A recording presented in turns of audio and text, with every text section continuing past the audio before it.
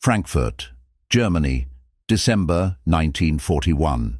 The snow fell silently beyond the basement window of Adelheids Krankenhaus Hospital, muffling the sound of jackboots marching in strict formation through the streets above.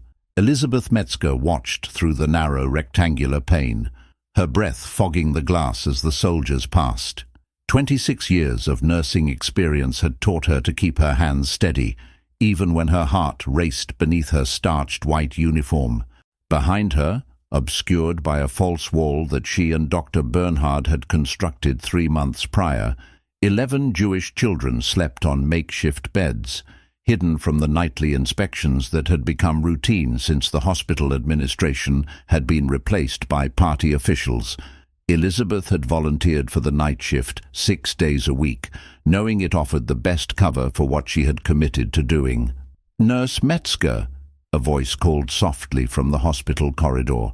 Elizabeth moved swiftly from the window, straightening her cap and smoothing the front of her uniform before opening the heavy wooden door just enough to reveal the thin face of Dr. Bernhard. "They're coming earlier tonight," he whispered, his eyes darting nervously over her shoulder. "SS Hauptsturmführer Kleist is leading the inspection himself." Elizabeth nodded, her face betraying nothing. "The children are sleeping. I've just administered medication to young Hannah. Her fever has finally broken."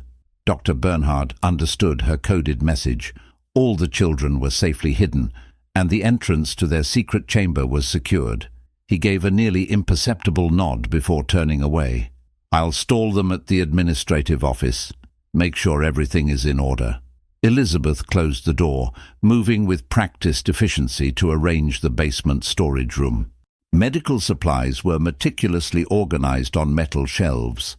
Beds for night shift nurses stood empty, but made with hospital corners, and nothing suggested that behind the large supply cabinet, a narrow passage led to a room where children whose parents had been taken to work camps in the East now slept.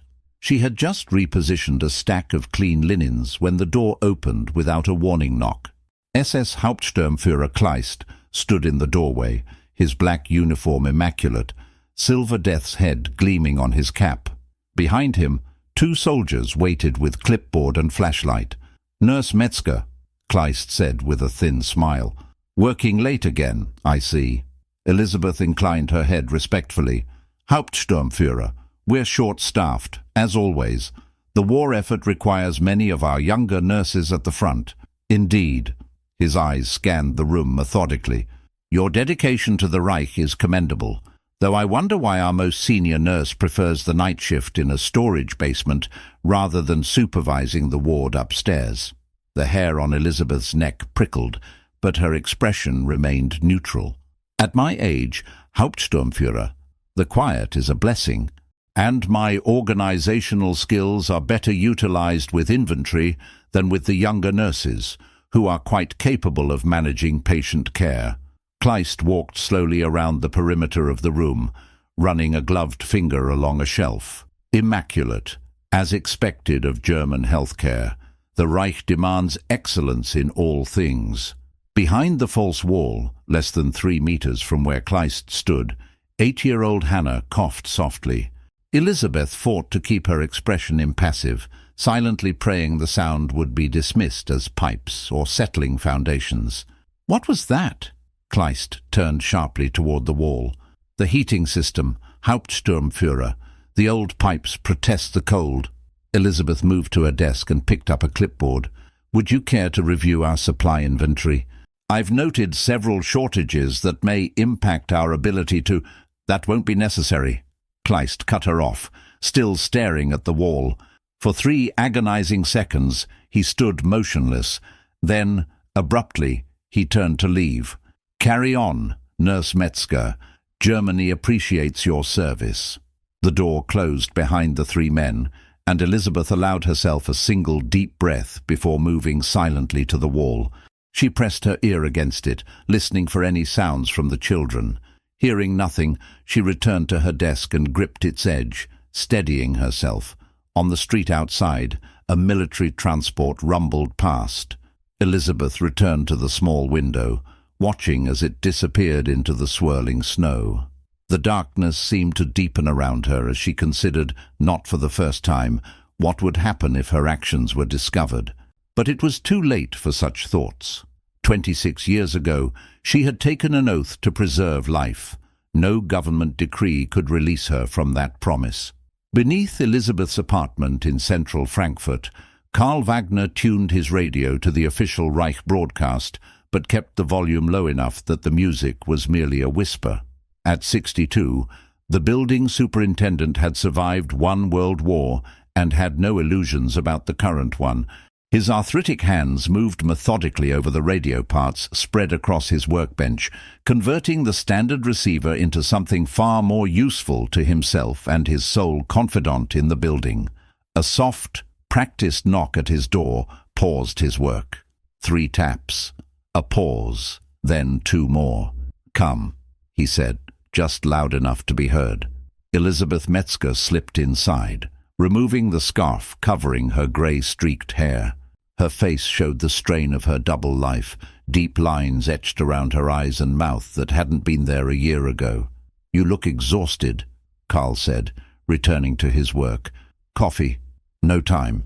Elizabeth placed a folded paper on his workbench. 2 more children arriving tomorrow night, a brother and sister from Düsseldorf. Their parents were on the transport last week. Karl nodded grimly. "Names? Aaron and Sophia Lieberman, 8 and 6 years old. Doctor. Bernhard has their new papers prepared. They'll be Hans and Frieda Müller, orphaned in the Hamburg bombings. And where will you put them? The basement room must be full." "Yes." Elizabeth sank into a chair by the workbench. "That's why I'm here. I need to use the storage space in the east attic, just until I can arrange transport to the countryside." Karl's hands stilled over the radio. "Elizabeth, the risk grows with every child. The east attic is directly above Frau Müller's apartment, and you know her husband is with the party security office. I have nowhere else, Karl. These children will die if... And what happens to the 11 you already protect if you're discovered? What happens to you?" Karl's voice remained steady, but his eyes betrayed his fear. "The Gestapo made examples of the Huber family last month just for listening to foreign broadcasts. An entire family, Elizabeth." Elizabeth leaned forward, her voice dropping to a near whisper. "I took an oath, Karl, before this madness began, before they told us some lives were worth less than others." Karl recognized the futility of arguing further. He'd known Elizabeth for 15 years, ever since she'd moved into the building. Her stubbornness was legendary among the residents, matched only by her competence as the hospital's most senior nurse. 2 days, he said finally. "I'll clear enough space for 2 small beds. After that, they must go elsewhere." "Thank you." Elizabeth stood, fatigue evident in every movement. "The radio. Almost finished. You'll be able to hear the BBC broadcasts from London by tomorrow night. Just remember, volume at minimum, only after midnight, and near the interior wall where the sound won't carry. I remember." Karl nodded and returned to his delicate work. Elizabeth moved toward the door, but paused with her hand on the knob.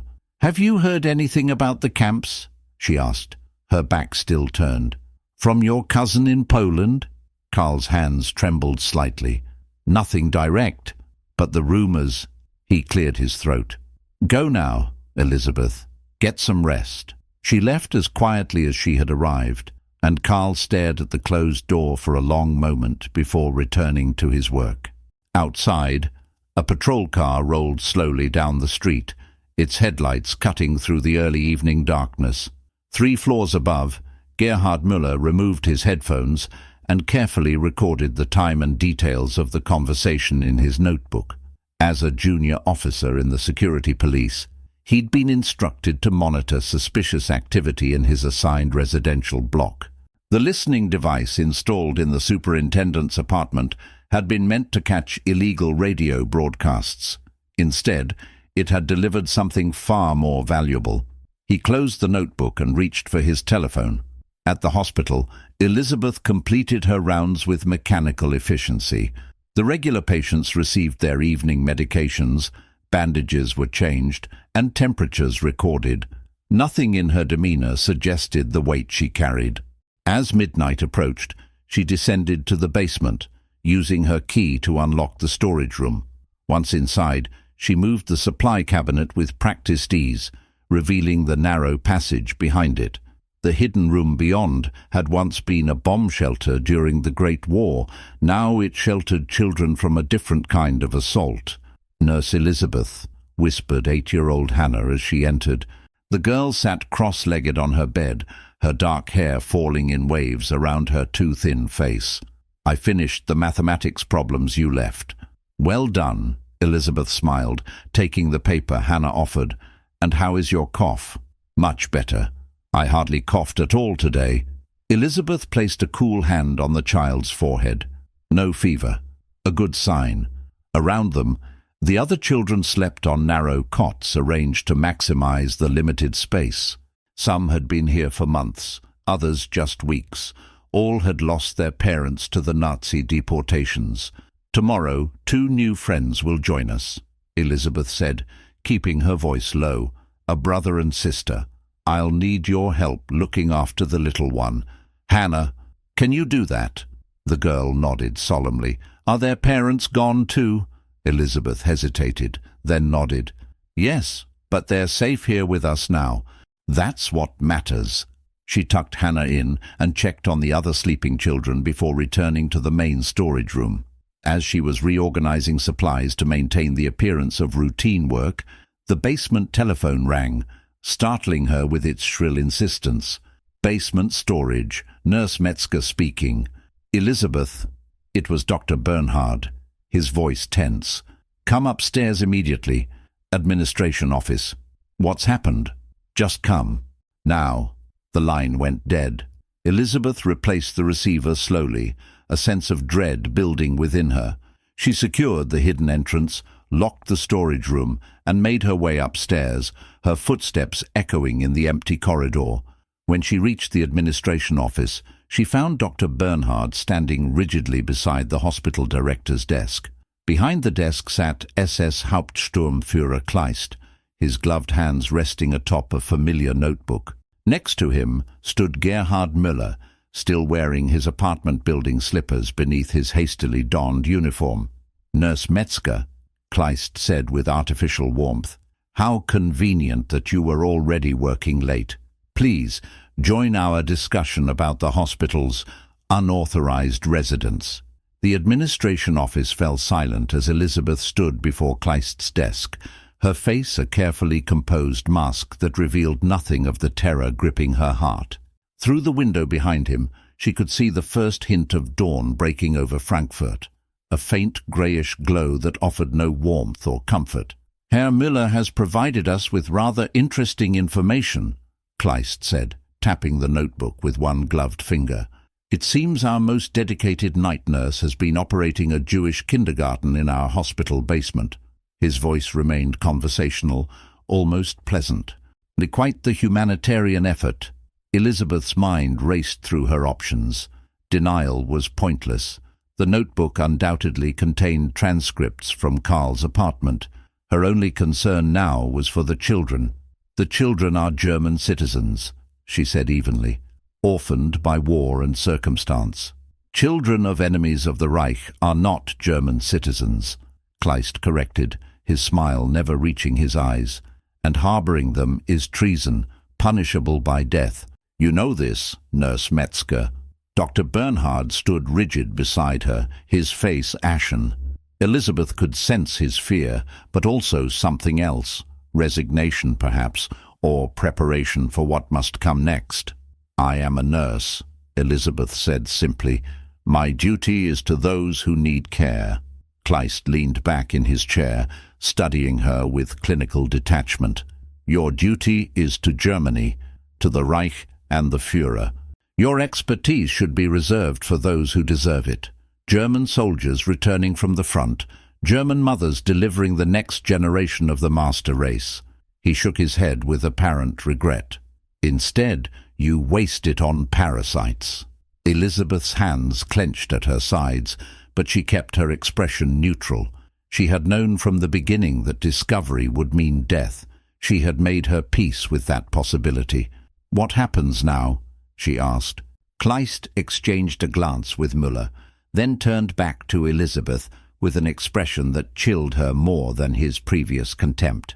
"This is where our story takes an interesting turn, Nurse Metzger." He stood and walked around the desk to face her directly. "Germany is at war. Resources are precious, including experienced medical personnel." Elizabeth said nothing, waiting. "The Reich has established special medical facilities in the East. Research centers, you might call them, where dedicated professionals advance our understanding of human biology for the benefit of German science." Kleist circled her slowly as he spoke. "These facilities require staff with particular moral flexibility." Dr. Bernhard made a small, involuntary sound beside her. Elizabeth kept her eyes fixed on the window, on the growing light of dawn. "You have a choice, Nurse Metzger," Kleist continued. "So you can die as a traitor, along with your Jewish charges and anyone who assisted you, including Dr. Bernhard here, and your friend the building superintendent." He paused directly behind her, and she could feel his breath on her neck as he lowered his voice. "Or you can serve the Reich at one of our eastern facilities. Your medical skills will advance German science, and your associates will be spared the most severe consequences of their complicity." Elizabeth finally turned to face him. "And the children will be processed according to standard protocol for their kind." "Which means," Kleist's face hardened, "that is not your concern. Your concern is making the correct choice while you still have one to make." Elizabeth glanced at Dr. Bernhard, whose eyes pleaded with her silently. He had a wife, 3 young children of his own. Karl Wagner had risked everything to help her, expecting nothing in return. How many others would die if she refused? "How long do I have to decide?" she asked. "Now, Nurse Metzger, the choice must be made now." Elizabeth closed her eyes briefly, centering herself. When she opened them, she looked directly into Kleist's cold gaze. "I will go to your facility," she said, each word like ash in her mouth. But I must be permitted to properly transfer my duties here first. The hospital cannot function without proper handover of my responsibilities." Kleist studied her face, searching for deception. "You will have 24 hours to complete your affairs. Herr Müller will accompany you at all times." He turned to the officer in slippers. "If she attempts to warn anyone or interfere with the collection of the Jewish children, shoot her immediately." Müller straightened. "Yes, Hauptsturmführer. Dr. Bernhard, you will return to your duties and speak of this to no one. We will discuss your punishment separately." The doctor nodded stiffly, avoiding Elizabeth's eyes. "Dismissed." As they left the office, Elizabeth felt a strange calm descend over her. 24 hours. Not much time, but perhaps enough. Müller fell in step beside her, his hand resting on his holstered pistol. "Where to first, Nurse Metzger?" "The basement," she replied. "I need to collect my personal effects." The corridors were beginning to stir with the hospital's morning routine. Nurses from the night shift nodded respectfully as Elizabeth passed, unaware that they were witnessing her final walk through the halls she had served for over 2 decades.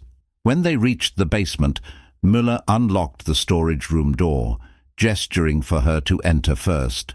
"No tricks," he warned. Elizabeth moved to her small desk in the corner, aware of Müller's watchful gaze as she gathered her few possessions: a fountain pen, a small leather notebook, a photograph of her parents long deceased. Her hands moved with deliberate slowness, buying precious seconds to think. The wall hiding the children seemed to pulse with unspoken danger. Behind it, 11 lives hung in the balance, unaware that their sanctuary had been compromised. "I'll need my medical bag as well," she said, moving toward a cabinet on the far wall. "Be quick about it," Müller replied, his attention momentarily drawn to the sound of footsteps in the corridor outside. Elizabeth opened the cabinet and reached for the black leather bag on the bottom shelf. As her fingers closed around the handle, she made her decision. The medical bag felt heavier than usual in Elizabeth's hand as she turned from the cabinet. Müller stood near the door, his attention divided between her and the corridor beyond. Behind the false wall, the children would be waking soon, hungry and expectant of the breakfast she always provided at this hour. "Finished?" Müller asked, impatience edging his voice. "Almost," Elizabeth replied, setting her bag on the desk. "I need to complete the inventory log. My replacement will need to know what supplies we have." Müller checked his watch. 5 minutes. "Then we go to your apartment to collect your personal items." Elizabeth nodded and took a seat at her desk. Pulling a ledger from the drawer, she began writing methodically, her mind racing behind her calm exterior. 24 hours under constant watch. No chance to warn Karl, to contact the resistance members who occasionally help transport children to safer locations, or to devise an escape for the 11 hidden just meters away. "Do you have family, Herr Müller?" she asked without looking up from her writing. The question seemed to catch him off guard. "What does that matter to you?" "Merely curious. You seem young to be in such a position of responsibility." Müller straightened slightly, pride momentarily overcoming his caution. "I have a wife and a son, 3 months old." "Congratulations," Elizabeth said, her pen never pausing. "A child is a blessing." "Yes." Something softened briefly in his face. "Horst, named after my father." Elizabeth made a notation in the margin of the ledger. "I never had children of my own. My patients became my family, in a way. Even the Jewish ones." Müller's voice hardened again. Elizabeth finally looked up at him. "Children are children, Herr Müller. Innocent of politics and war." A flash of discomfort crossed his features before his expression settled back into stern duty. "Finish your inventory. Our time here is limited." Elizabeth returned to her writing, adding a final note before closing the ledger. She stood and gathered her things, including the medical bag. "I'm ready." They left the basement and walked through the hospital's main corridor. Elizabeth nodded to colleagues, maintaining the appearance of routine while keenly aware of the armed escort beside her. As they passed the nurse's station, she paused. "I should inform the head nurse of my departure," she said. "It would appear strange otherwise." Müller hesitated, then nodded curtly. "Be brief, and remember, I'll be watching." Elizabeth approached the station where Nurse Helga Schmidt was reviewing patient charts. At 42, Helga had worked under Elizabeth's supervision for more than a decade. She was competent, dedicated, and, most importantly, not a party member. "Helga," Elizabeth said, keeping her voice casual, "I've been called away unexpectedly. Family emergency in Munich. I'm not certain when I'll return." Helga looked up in surprise. "Munich? I didn't know you had family there." "My cousin's daughter," Elizabeth improvised. "No, she's quite ill, and they've asked for my assistance." She placed the inventory ledger on the counter. "I've updated the supply log. Would you make sure Dr. Bernhard receives it? He'll need to make some decisions about the allocation of the penicillin." Helga nodded, her brow furrowed in concern. "Of course. How long will you be gone?" Elizabeth felt Müller shift impatiently beside her. "I'm not certain. The situation is quite serious." She lowered her voice slightly. "The children in the East Wing will need special attention, particularly the ones from Hamburg. You remember the protocol we discussed?" Confusion flickered across Helga's face, then understanding. The East Wing was their code for the hidden room, and Hamburg referenced the escape plan they had established months ago for emergencies. "Yes, of course," Helga said smoothly. "I'll see to it personally." "Thank you." Elizabeth squeezed her hand briefly. "You've always been my most trusted colleague." She turned away before emotion could betray her and nodded to Müller. "We can go now." Outside, the morning air was crisp and cold.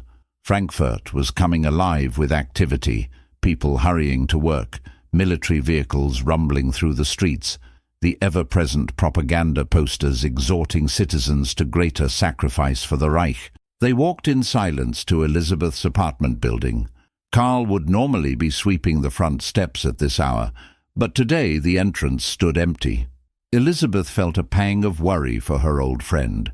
Inside her small apartment on the 3rd floor, she moved efficiently, selecting only the essentials: changes of clothing, toiletries, a small photograph album. Müller watched from the doorway, his hand never far from his weapon. "Well, when will we leave for the East?" she asked as she closed her suitcase. "Tomorrow morning, early. A transport has been arranged." Müller gestured toward the living room. "We will remain here until then. I have orders not to let you out of my sight." Elizabeth nodded, unsurprised. "I'll make some coffee then. It appears we have a long day ahead." In the kitchen, she filled the kettle and placed it on the stove, her movements deliberate and unhurried. Through the small window, she could see into the courtyard behind the building. A truck was parked there, military, with SS markings. 2 soldiers stood beside it, smoking and conversing in low tones. The kettle began to whistle. Elizabeth prepared 2 cups of ersatz coffee, adding a spoonful of precious real sugar to each, one of the few luxuries she allowed herself. She carried them to the living room, where Müller had taken a seat at her small table, his pistol now resting visibly beside his hand. "Sugar," he commented as he tasted the coffee. "You must have connections." "A gift from a grateful patient," Elizabeth replied, taking the seat across from him. "The wife of a factory director. I helped deliver their son last year." Müller nodded and continued drinking. Elizabeth watched him over the rim of her cup, noting the way his eyelids seemed to grow heavier with each sip. The sedative from her medical bag, carefully measured into his sugar-disguised coffee, was taking effect. "You seem tired, Herr Müller," she observed mildly. "A new father often loses sleep." He blinked slowly, then straightened with visible effort. "A trick," he slurred, reaching for his pistol with a hand that suddenly seemed uncoordinated. "No trick," Elizabeth said calmly. "Just science. You'll wake in a few hours with nothing worse than a headache." Müller tried to stand, but his legs buckled beneath him. He slumped forward onto the table, his eyes fighting to remain open. "You'll die for this." "Perhaps," Elizabeth agreed, "but not today."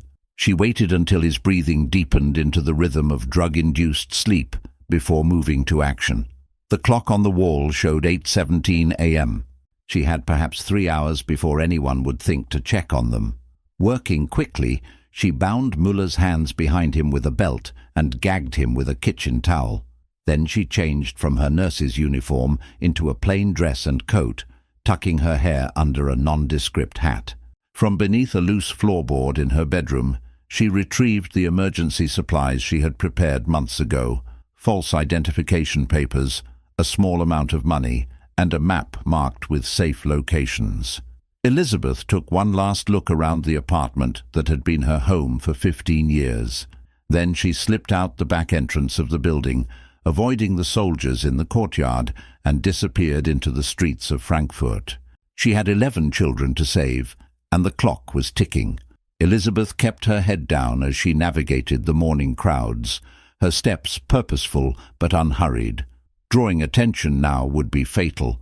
The sedative she'd administered to Müller would keep him unconscious for hours, but his absence would eventually be noticed.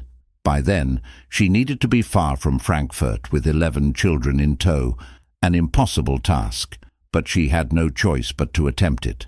Instead of heading directly to the hospital, Elizabeth made her way to a small bakery 3 streets away from her apartment. The bell above the door jingled cheerfully as she entered.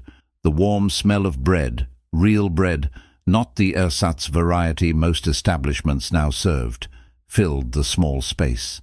Behind the counter stood Magda Weiss, a stout woman with flour-dusted hands and shrewd eyes that missed nothing.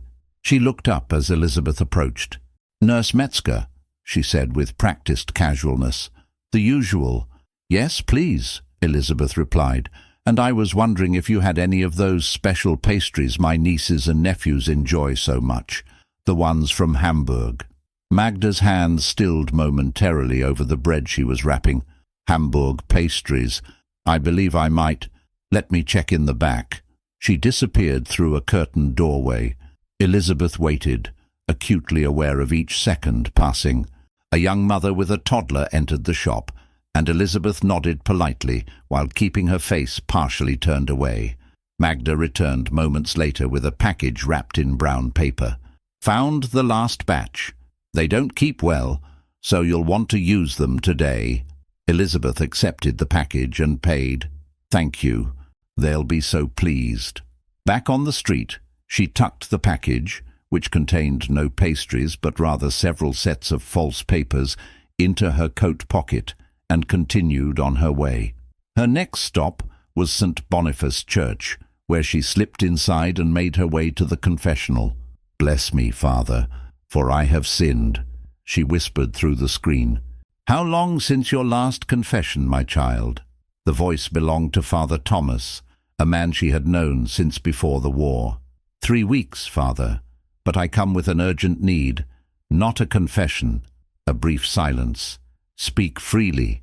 God hears all needs. The Hamburg children must leave today. 11 of them. The authorities know." Another pause. "I see, and their shepherd. Compromised. I've bought a few hours, nothing more. The usual transport is not available until tomorrow night." Elizabeth closed her eyes briefly. "They won't survive until tomorrow night." "There may be another way," Father Thomas said carefully.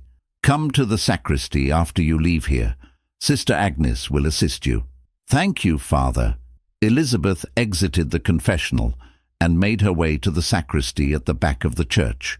Sister Agnes, a thin woman with eyes that had seen too much suffering to be shocked by anything, was waiting for her. "Father Thomas explained," she said without preamble. "We can't move 11 children through the city in daylight. It's madness." "I have no choice," Elizabeth replied. "By noon, the Gestapo will be looking for me. By afternoon, they'll search the hospital basement." Sister Agnes considered this, then nodded sharply. "Coal. I beg your pardon. The coal delivery. It comes to the hospital every Tuesday at 10 o'clock. Today." Elizabeth checked her watch. 9:13 a.m. "What are you suggesting?" "The driver is Jakob Steinmann. His daughter was in the resistance before they executed her last year. He helps us sometimes." Sister Agnes moved to a cupboard and extracted a bundle of black cloth. "Dirty these clothes. Make the children look like coal workers, faces smudged, hands blackened, hide them in plain sight." It was audacious, dangerous, and possibly their only chance. "The driver doesn't know me," Elizabeth said. "He knows the code words. The winter is especially cold in Hamburg this year. He'll understand." Elizabeth accepted the bundle of clothes. "And afterward, where do we go?" "There's a farm outside Darmstadt. They'll shelter you for 1 night. After that," Sister Agnes shrugged, "God will provide the next step when you need it." Elizabeth tucked the clothes under her arm. "Thank you, sister." "Don't thank me yet. Thank me when you're all safe." The nun handed her a small piece of paper with an address written on it. "Memorize this, then destroy it. Now go. Time is precious." Elizabeth left the church by a side door and made her way toward the hospital through back streets and alleyways. As she approached, she could see the familiar activity of morning rounds through the windows, nurses moving efficiently between beds, doctors reviewing charts. A normal day, perhaps the last normal day for many of them. Instead of entering through the main doors, she circled to the service entrance where deliveries were received. The coal yard was adjacent to this entrance, a small, sooty area where the weekly delivery was deposited before being moved to the furnace room. She checked her watch again. 9:47 a.m. The delivery would arrive soon. Elizabeth found a sheltered spot behind a stack of empty crates and waited, watching as hospital workers came and went through the service door. At 9:58, she heard the rumble of an approaching truck. A battered black vehicle pulled into the yard, Steinmann Coal stenciled on its side in faded white letters. The driver, A weathered man in his 60s with a grey beard and cap pulled low over his eyes jumped down from the cab and began speaking with the receiving clerk. After signing some papers, he started unloading coal into the chute that led to the basement storage area. Elizabeth emerged from her hiding place and approached him as the clerk went back inside. "Excuse me," she said. "Are you Herr Steinmann?"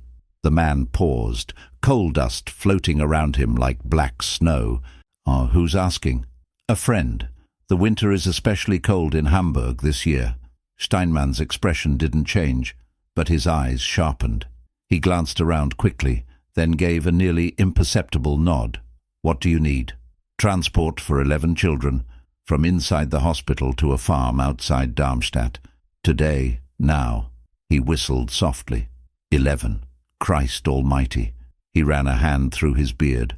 SS crawling all over the city lately. Checkpoints on every major road. I know it's dangerous. Dangerous? He laughed bitterly. It's suicide. But then, we're all dead already, aren't we? Just some of us don't know it yet. He jerked his head toward the truck. I finish delivery in 20 minutes. Have them ready at the furnace room access door. Black clothes, faces dirty. They keep quiet, no matter what happens. Understood. Understood. 20 minutes. Not a second later, Elizabeth slipped into the hospital through the service entrance and made her way to the basement stairs. Her heart pounded as she passed colleagues who nodded in greeting, unaware of what she had done, what she was about to do. The weight of the children's lives pressed down on her with each step. The basement corridor was empty when she reached it. She unlocked the storage room, closed the door behind her, and moved swiftly to the false wall. Sliding back the cabinet, she entered the hidden room where 11 children looked up in surprise at her unexpected morning appearance. "Nurse Elizabeth?" Hannah exclaimed. "You're early. And where's your uniform?" "Listen to me carefully," Elizabeth said, kneeling to their level. "We're going on a journey today, right now. There's no time to explain, but you must do exactly as I say." She distributed the clothes Sister Agnes had provided, helping the younger children change quickly. Using coal dust from the furnace room next door, she darkened their faces and hands, tucking hair under caps. "We're going to play a game," she told them, working as she spoke. "We're all coal delivery helpers today. You must be very quiet and do exactly what the coal man tells you.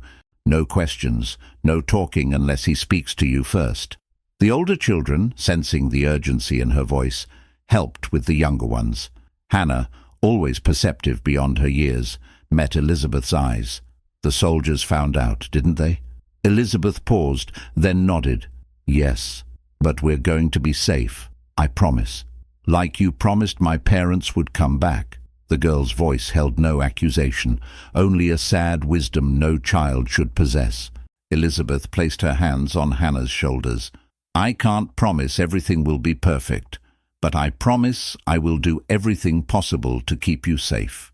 Hannah nodded and turned to help 4-year-old David with his oversized cap. 18 minutes after meeting Steinmann, Elizabeth led 11 soot-smudged children through the furnace room to the access door where coal was delivered. They waited in the shadows, hardly daring to breathe, until a soft knock came. Elizabeth opened the door to find Steinmann. "Christ," he muttered, seeing the children. "Follow me, quick and quiet." He led them to the truck where the empty coal bed was covered with a tarp. "Under here, all of you." The children climbed in with Elizabeth's help. Steinmann secured the tarp, leaving small gaps for air, but effectively hiding them from view. A layer of coal dust on the bed completed the disguise. Uncomfortable, but potentially life-saving. "Oh, stay silent," he warned, "no matter what happens." Elizabeth squeezed herself in with the children as Steinmann returned to the cab. Moments later, the engine rumbled to life, and they began to move. In the darkness under the tarp, Elizabeth held the smallest children close, feeling their rapid heartbeats against her own. The truck lurched and swayed as it navigated Frankfurt's streets. Every stop brought fresh terror. Was it a checkpoint? Had they been discovered? After what seemed like hours but was likely only 20 minutes, they slowed and stopped. Voices outside. Male voices. Authoritative. Papers. The word cut through the tarp like a knife. "Morning, officer," came Steinman's casual response. "Just finished my hospital delivery. Your cargo? Empty. Heading back to the yard for the next load." A pause. "Open the back." Elizabeth's breath caught. She pressed a warning hand over little David's mouth, feeling his fear in the trembling of his small body. "It's filthy back there," Steinman protested. "Nothing but coal dust. You'll ruin that fine uniform. Open it." Footsteps approached. The tarp lifted at one corner.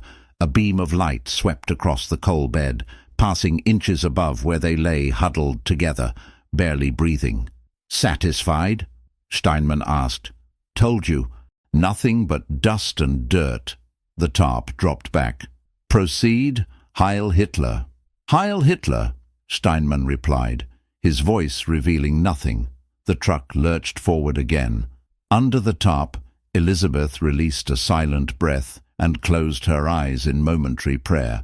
They had passed the first hurdle, but the journey had only just begun. Winter, 1945. A farm outside Stuttgart. Elizabeth wiped condensation from the farmhouse window and peered out at the snow-covered fields stretching toward the distant tree line. The morning light caught on ice crystals, transforming the landscape into something ethereal and deceptively peaceful. In the 3 years since fleeing Frankfurt, she had learned to distrust peace. Behind her, in the warmth of the farmhouse kitchen, Hannah, now 11, helped the farmer's wife prepare breakfast for the 5 children who remained in Elizabeth's care. The others had been moved to safer locations across rural Germany or smuggled into Switzerland through a network of resistors that had grown more organized as the war progressed. "The American forces have crossed the Rhine," Karl said, entering the kitchen with a dusting of snow on his shoulders. The old building superintendent had escaped Frankfurt 2 days after Elizabeth, barely avoiding arrest. His radio expertise had proven invaluable to the resistance cell that had sheltered them. "Frankfurt has fallen. Berlin will be next." Elizabeth nodded, unsurprised. The collapse of the Third Reich had been inevitable for months now, though the Nazi leadership continued their fanatical resistance, sacrificing what remained of Germany's youth in a futile last stand. "And the camps?" she asked quietly, so the children wouldn't hear. Karl's weathered face darkened. "Worse than we feared. Much worse." He looked away. "The Americans are documenting everything, films, photographs, so no one can deny it happened." Elizabeth closed her eyes briefly. Over the years, fragments of information had reached them. Whispered accounts from refugees, coded messages passed through the resistance network. The reality had seemed too monstrous to believe, yet they had believed it because they had seen the beginning of it themselves. Nurse Elizabeth, 6-year-old David, the youngest of her charges, tugged at her skirt. "Hannah says breakfast is ready." Elizabeth smiled down at him, pushing away the darkness that threatened to engulf her. Then we mustn't keep her waiting, must we?" They gathered around the large wooden table, Elizabeth, Karl, the farmer and his wife, and the 5 Jewish children who had survived against impossible odds, a makeshift family forged in humanity's darkest hour. As they ate, Elizabeth studied each child's face. Hannah, so serious and capable, had become her right hand. David, who barely remembered his parents, looked to Elizabeth as the only mother he had known. The 3 others, Ruth, Samuel and Esther, had each carried their own traumas, their own nightmares, yet still managed to find moments of childish joy in this precarious existence. "When the Americans come," Samuel asked between bites of porridge, "can we stop hiding?" The adults exchanged glances. "Yes," Elizabeth said finally. "When the Americans come, you can go outside in the daylight. You can say your real names again." "Will my parents find me then?" Ruth asked, hope flickering in her eyes. Elizabeth reached across the table and took the girl's hand. "We will help them find you, if they're looking." She didn't say what they all feared, that for most of these children there would be no parents searching for them. The Reich's machinery of death had been too efficient, too thorough. After breakfast, while the children helped with chores, Elizabeth sat with Karl at the table, speaking in low tones. "What will you do?" he asked. "After?" Elizabeth hadn't allowed herself to think that far ahead. Survival had consumed her existence for so long that imagining a future seemed almost blasphemous. "Find the others," she said finally. "The 6 children we sent to Switzerland, the others who went north. Make sure they're safe, that they have homes." And then she looked toward the window, toward the distant horizon. "Then I'm not sure. Germany will need rebuilding, not just the buildings, but everything. What we once were, what we might be again." Karl nodded thoughtfully. "They'll need nurses." "Yes, though I'm not certain they'll want one with my history." She gave a wry smile. "I doubt the new authorities will look favorably on a nurse who drugged a German officer and fled with Jewish children. They might give you a medal for it." "I don't want medals. I only did what was necessary." Their conversation was interrupted by the distant rumble of engines. Karl was on his feet instantly, moving to the window. "Vehicles," he said tensely, "coming up the road." Elizabeth joined him, her heart racing. "Military?" He squinted against the glare of sun on snow. "American, I think. 2 jeeps." The farmer appeared from the barn, rifle in hand. "Get the children to the cellar," he ordered.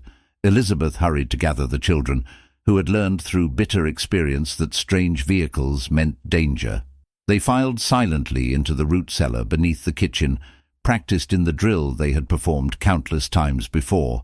"Stay quiet," Elizabeth instructed. "I'll come for you when it's safe."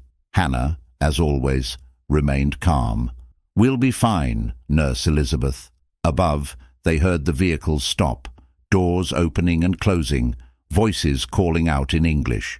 Elizabeth closed the cellar door and returned to the kitchen where Karl and the farmer stood watching the approaching soldiers. "They don't seem to be searching," Karl observed cautiously. "More like delivering something." An American officer approached the farmhouse door and knocked.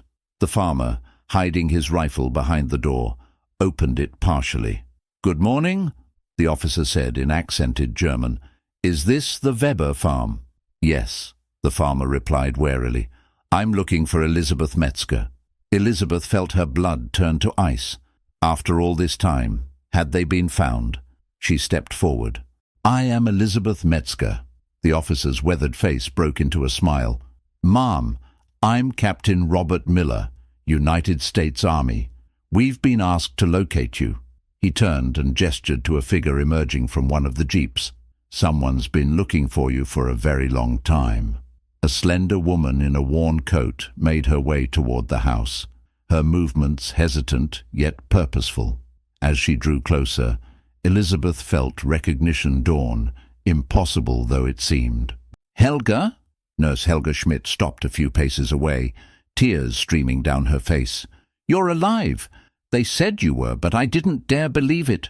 Elizabeth moved forward and embraced her former colleague, too overcome for words.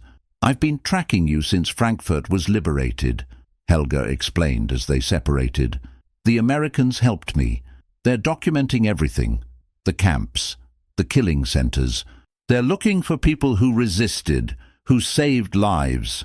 She gripped Elizabeth's hands tightly. "And they're looking for surviving Jewish children, to reunite them with any family that might remain." "The children," Elizabeth whispered. "Yes, I have 5 here. 6 more in Switzerland. We lost 2 during an escape attempt near the border. The memory of those losses still cut deeply. The others were relocated as the danger grew." "You saved them." Helga's voice was reverent. "When they came for the children in the basement, they found only empty beds. Kleist was furious. They arrested Dr. Bernhard, but he didn't break, didn't tell them anything." "Is he?" "Alive, imprisoned, but alive. The Americans have freed him now." Helga wiped her eyes. "Elizabeth, you need to know what you did, it spread. After you disappeared, others began to help. Not just at the hospital, throughout Frankfurt, People hiding children, smuggling them away. Your courage gave others courage. Elizabeth shook her head, unwilling to accept such praise. I only did what was necessary. Anyone would have done the same. But they didn't, Helga insisted. You did. Captain Miller approached again. Miss Metzger, we'd like to document your story, if you're willing, and help locate the families of these children. Elizabeth looked toward the cellar door, thinking of the 5 young lives hidden below. Yes, of course, whatever might help them. And there's something else, Helga added. Hannah Stern's uncle survived. He's in Palestine now. He's been searching for her since the war ended. A surge of conflicting emotions washed over Elizabeth. Joy that Hannah might be reunited with family. Grief at the thought of losing her. She'll be so happy, she said finally. She's never stopped believing her family would find her. As if summoned by their conversation, the cellar door creaked open and Hannah peered out cautiously. Seeing the strangers, she began to retreat, but Elizabeth called to her. It's all right, Hannah. These are friends, American soldiers. The war is ending. The girl emerged fully, followed by the other children who blinked in the bright kitchen light. They regarded the uniformed men with the wariness of those who had learned to fear anyone in authority. Hannah, Elizabeth said gently, this is Nurse Helga, from the hospital in Frankfurt. She has news for you. As Helga explained about Hannah's uncle, Elizabeth watched the emotions play across the girl's face. Disbelief, hope, joy, and then, surprisingly, uncertainty as she glanced back at Elizabeth. Will you come with me? Hannah asked. To Palestine. Elizabeth knelt before her. Oh, my dear heart, I can't leave the others, and Germany is my home, broken though it is. Someone must stay to rebuild, to make sure such darkness never returns. Hannah nodded with the solemn understanding that had always seemed beyond her years. Then I will come back. When I'm grown, I'll be a nurse, like you. You'll be whatever you choose to be, Elizabeth said, smoothing the girl's dark hair, in a world where choice is possible again. That evening, as the American jeeps departed with promises to return the next day, Elizabeth stood once more at the farmhouse window. The setting sun painted the snow-covered fields in shades of amber and rose, a beauty that seemed incongruous with all they had witnessed. Carl joined her, his lined face reflecting the same mixture of weariness and cautious hope she felt within herself. It's really ending, he said softly. Yes, Elizabeth agreed, though the work is just beginning. Worth it, Carl said, nodding toward the children gathered around the farmer's wife, listening to a story. All of it, worth it for them. Elizabeth watched Hannah, her face animated as she helped tell the tale to the younger children. In her, Elizabeth saw the future. Scarred, perhaps, but unbroken. Alive with possibility. Yes, she whispered. Are worth everything. Official report, Allied Documentation Project subject, German Civilian Resistance File, Metzger, Elizabeth M., 1895-1987. Classification, Restricted Summary. Subject concealed minimum 11. 11. Jewish children at Adelheids Krankenhaus Hospital, Frankfurt, from 1941-1942 before discovery. Escaped Gestapo custody and continued resistance activities in rural areas through war's end. Total verified lives saved, 16 children, 3 adults. Additional unverified cases pending. Note: subject declined recognition or resettlement opportunities, choosing instead to establish a children's recovery hospital in Stuttgart, 1947-1962. Currently resides in Munich. Continues consultation with documentation authorities regarding Nazi medical experiments and hospital compliance during occupation. Testimony from survivor Hannah Sternlevy, recorded 1975. She never spoke of courage or heroism. When I asked her years later why she risked everything